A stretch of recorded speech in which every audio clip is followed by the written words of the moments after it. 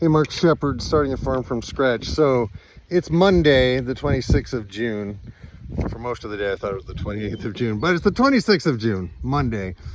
And I am at the property across the little river that I was farming on happily until Wednesday morning. And then I found out I had to move my entire farm in one day. So this is where the boy sheep were. This is what they do. They really cleared that thing out. They were here a little over a week, one day over a week, so 8 days. And I just remembered this morning that, I didn't roll up the fences. So I got to roll up the fences, and I want to put the fences around the girl sheep, which are in a front pasture at the new place.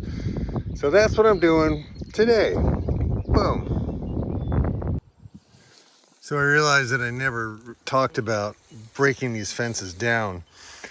And what I have found to be the most helpful is to just walk along the fence, laying it down on the ground,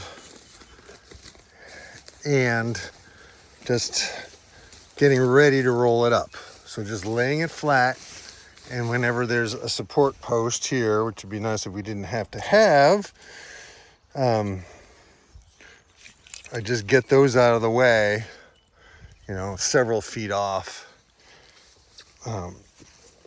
Just so when I do roll up, I don't have them in the way. So it's basically walking the whole length of the, hey there, toad, fence. And I normally have two hands. I try to cluster the poles with each other so I don't miss any.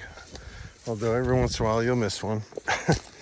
Like, why is this pole sitting here in the middle of nowhere? Oh, because I used to be on this farm. Okay.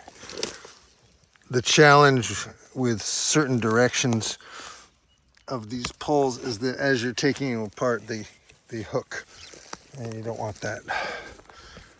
I gotta use my right hand. Oh, jeez. That's not. There we go. Just get over those. There we go. Yeah. And it helps to talk to the fence as if it is alive. It responds very well. Oh, geez. I don't know how I did that. I just cut myself. I have no idea how I did that, but that's why I wear gloves. And I'm not wearing gloves, and I should wear gloves.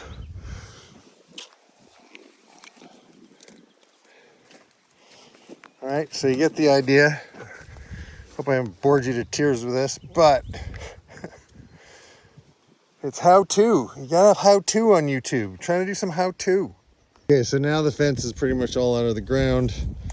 I'm going to go and put sticks to sticks, and I try to keep this end closer to my body because it's the heavy end, and I will need two hands to do this, but the basic idea is you keep these together and you let the fence naturally fold its way behind you. All right, I'll show you what the end result looks like when I get done. And of course I started thinking about other things, and I didn't do a shot of the fences all laid out neatly, but maybe I'll do it another day. So anyway, so the sheep were here 2 weeks ago. 2 weeks ago, they were actually here for 2 weeks, and here for 1 week, and here for 8 days most recently.